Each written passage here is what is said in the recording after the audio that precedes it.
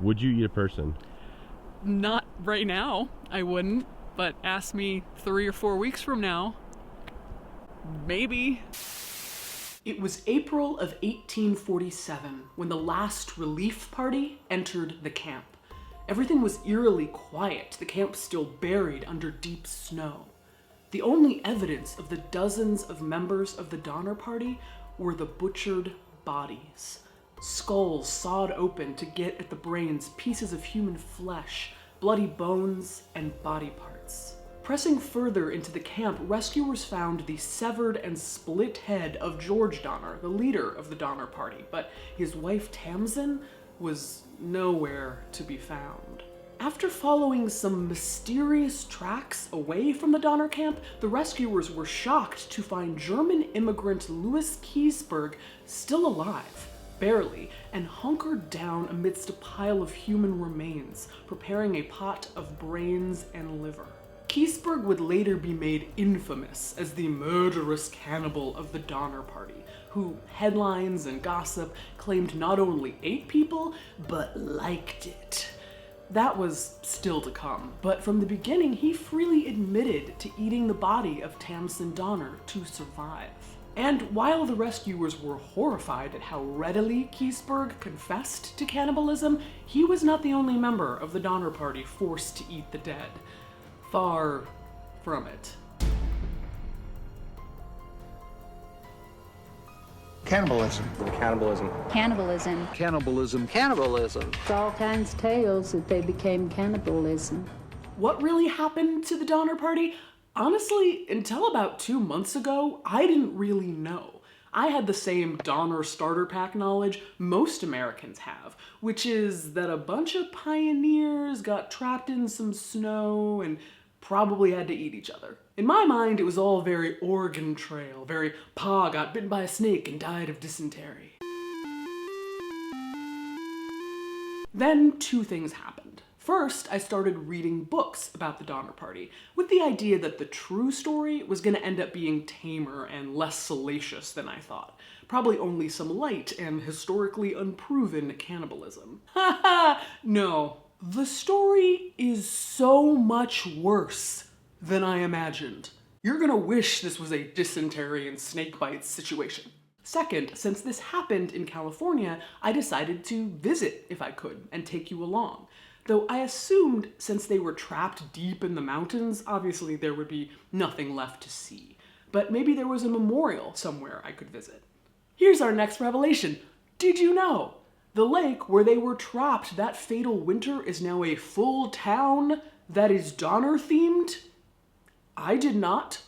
Donner Lake, Donner Memorial Park, Donner Downhill Ski Resort, Tahoe Donner Golf Course, Donner Lake Lodge, Donner Lake Kitchen, Donner Lake Water Sports. I think the food establishments named after the Donner Party are maybe the strangest. Before we visit, let's lay out the basics of the story. So many other people died on the wagon trail west. Why was this group situation so dire, so charismatically bad as to make them famous? It's one of those situations where 1 major thing goes wrong, okay, 2 go wrong, getting a little dicey, 3 major things go wrong, and you're enshrined forever as a pop culture horror trope. First thing that went wrong was the group left the Midwest too late.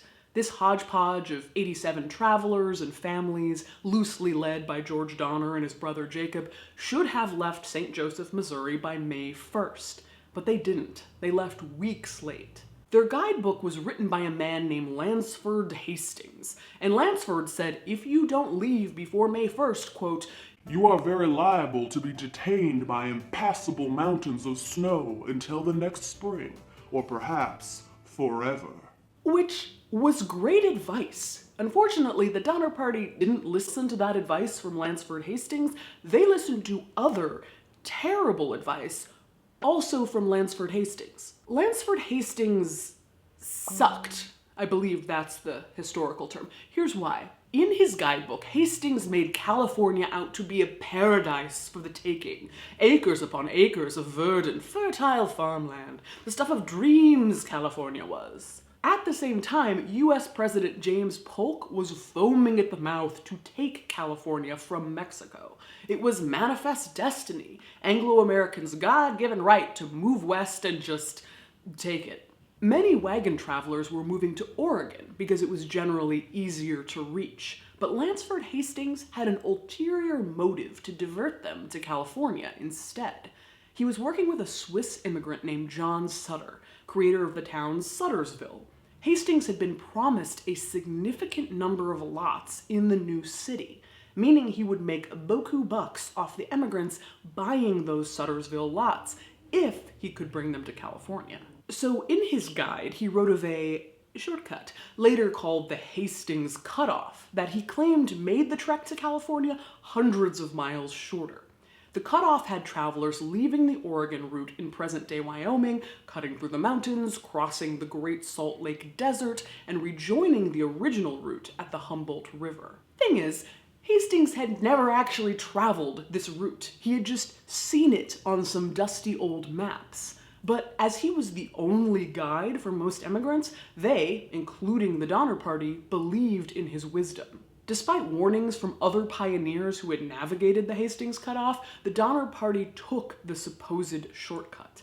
At one point, Hastings himself made an appearance leading another group, but he abandons the Donners real quick, like, oh yeah, looks like you can't bring wagons this way, right? Laters. The Donner Party crosses the dry, merciless Great Salt Lake Desert that took lives, killed oxen, depleted their supplies, and now they've added a whole nother month to their journey. By the time the Donner Party got to Truckee Lake, the place that's now Donner Lake, it was early November.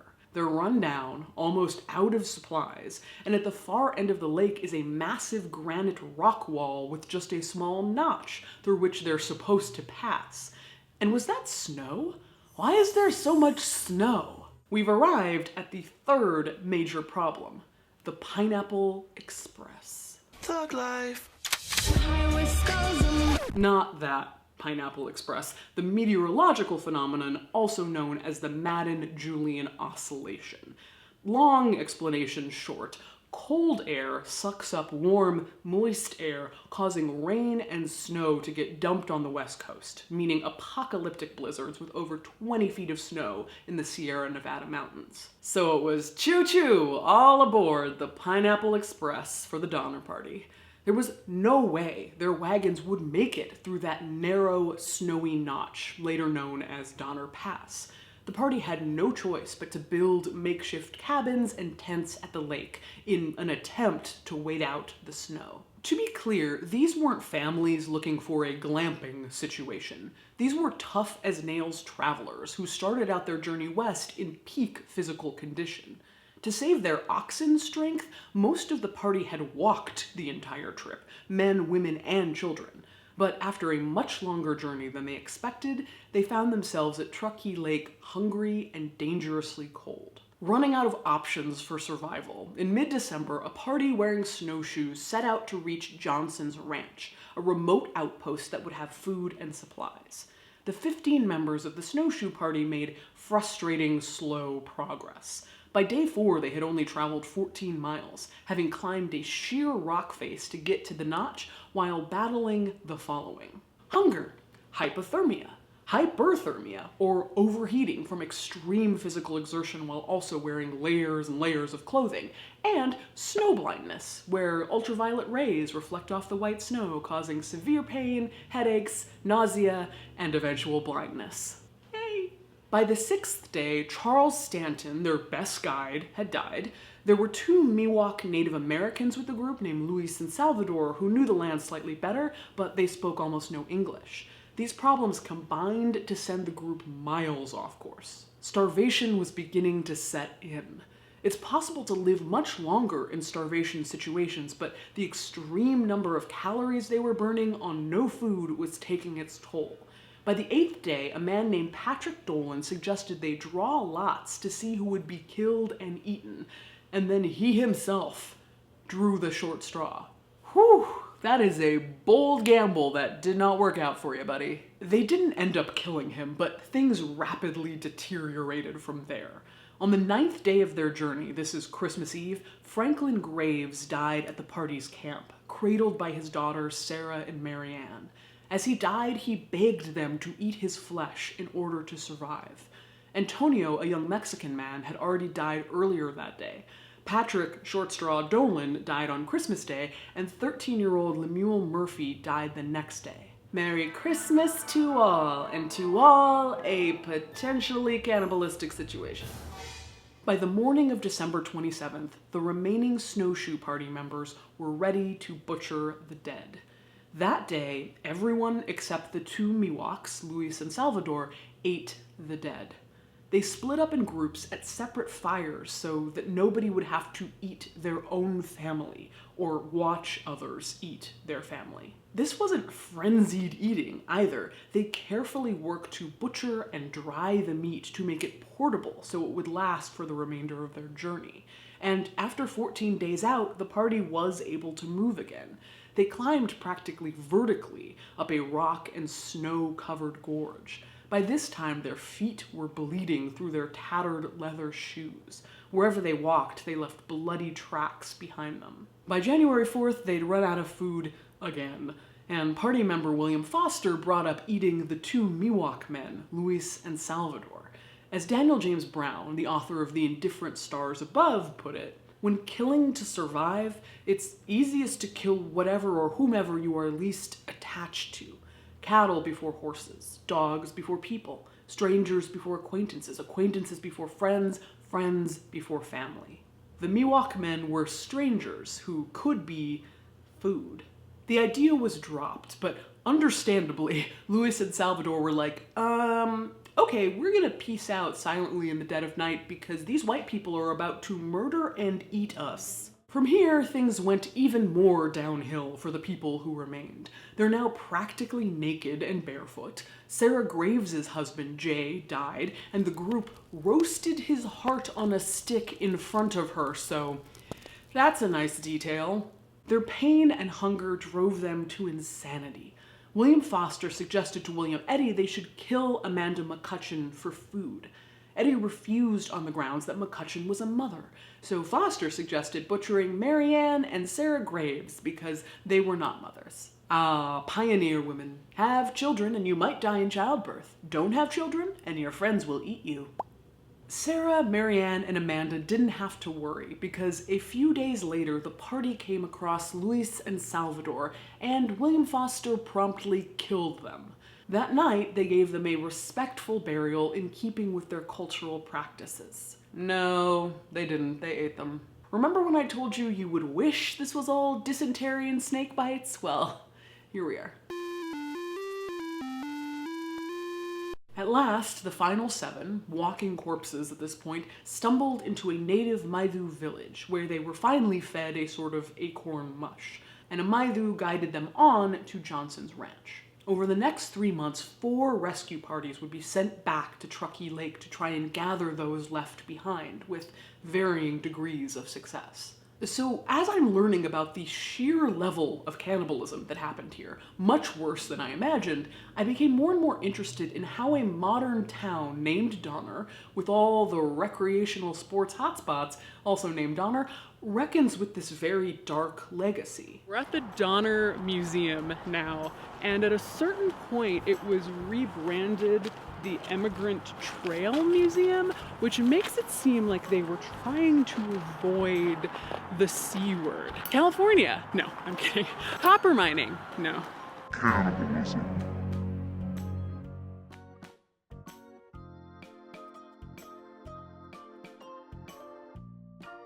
Here's the big question. Evidence of cannibalism. Is there proof of cannibalism among the Donner Party?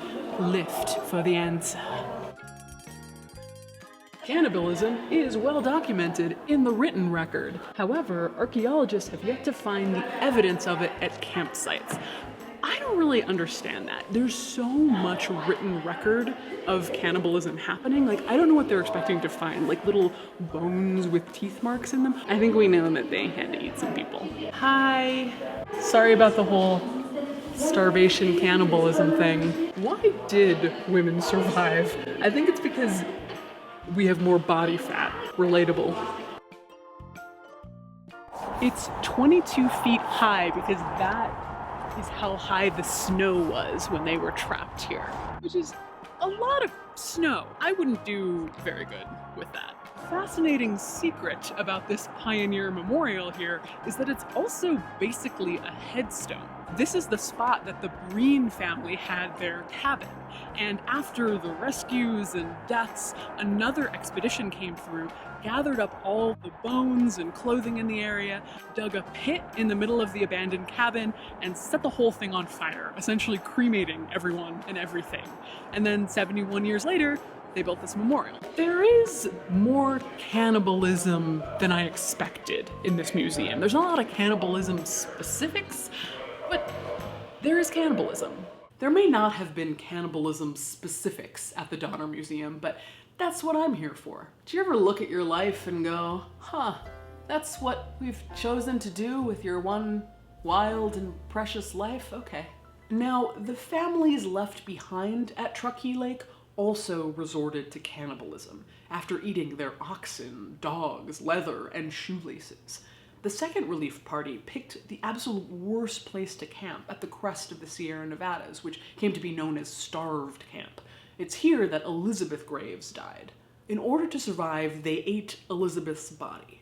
They also includes her own young daughter, Nancy, who at the time had no idea she was eating her mother.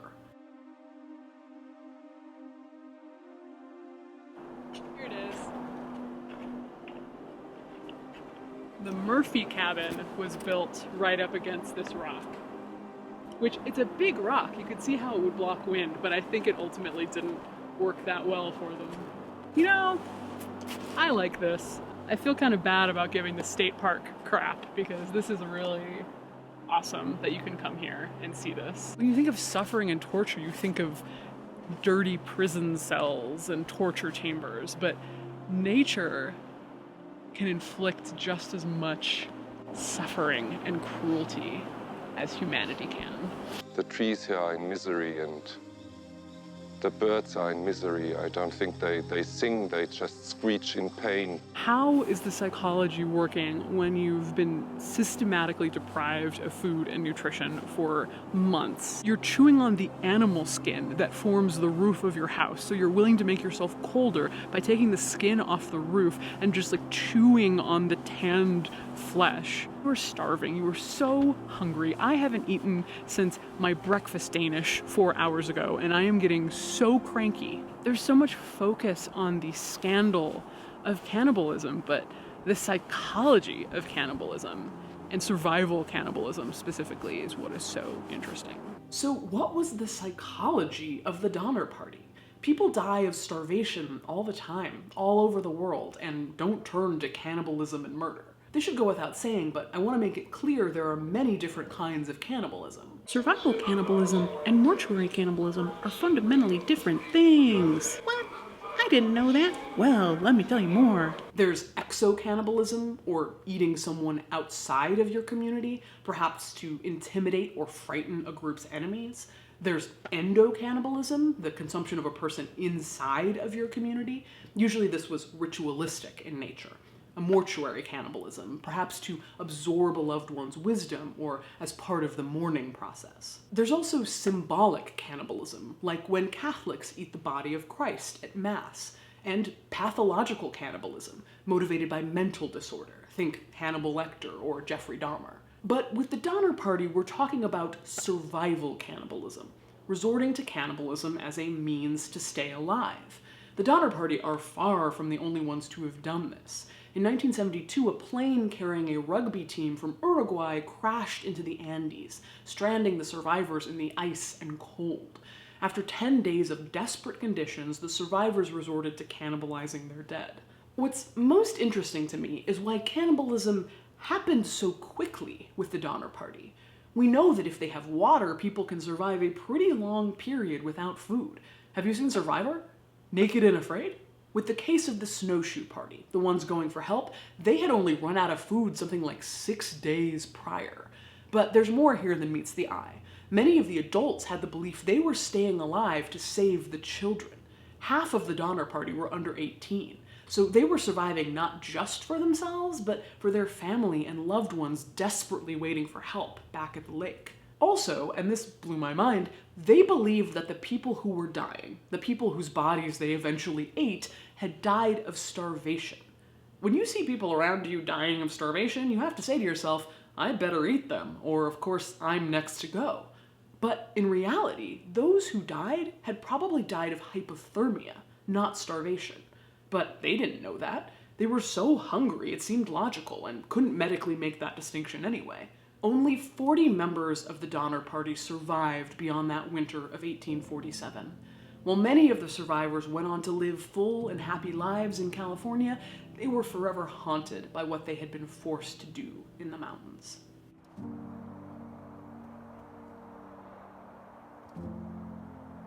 I don't know what I was expecting to find. I didn't even know this was here a month ago. And now that I know that it's here, I mean, this is where the actual Donner Party cabins were, right in this field behind me. And it's snowed out and there's no one here. I really thought it was gonna be more like Salem here. I thought it was gonna be more tacky, more ostentatious, more touristy. But in fact, it's kind of a she wellness-focused mountain town, and I understand why people would want to focus on cross-country skiing rather than eating your brethren out of desperation. Even though everything is named Donner, the Donner Party seems to be an afterthought. It's a Sunday. Where are all of the families? Where are all the cannibal tourists? Where are all the cannibal tourists? Doesn't anybody like cannibalism anymore? I think maybe they could have more people if they played up the cannibal angle more. That's always the conversation that we're going to have about the Donner Party or cannibalism. What is the line? How much is too much? How gory a details do you get into? In a way, if you're a state park, cannibalism gets butts in the seats. The native tribes that lived here and the Chinese immigration and the immigrant trail, yes, those are all really fascinating parts of California history, but sorry, cannibalism is It's the meat and potatoes. Jokes aside, if it's ever going to be possible to put jokes aside in this conversation,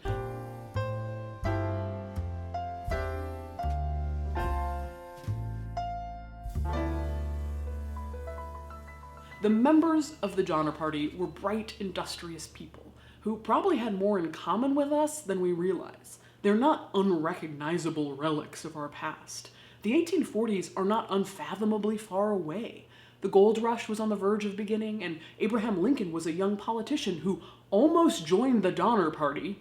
By the way, I'm gonna slip that in there at the end. Did you know all this about the Donner Party? Am I the only one who didn't get the full Donner education? Even though we are horrified at what they had to do, we aren't exempt from asking ourselves what we would do in the same terrible, desperate situation. If your answer is, never would I do such a thing, wait until you and your children have been starving for a couple months, and we'll check back in on that judgment. Thank you all for your support this past month during the great transition of our Patreon. Thank you for bearing with us. It is the best way for independent content like this to be made, including our podcast, Death in the Afternoon, which is back. First episode of season 2 is up now wherever your pods are podded. Final thoughts? Don't take any shortcuts, and moving to California is hard. This video was made with generous donations from death enthusiasts just like you.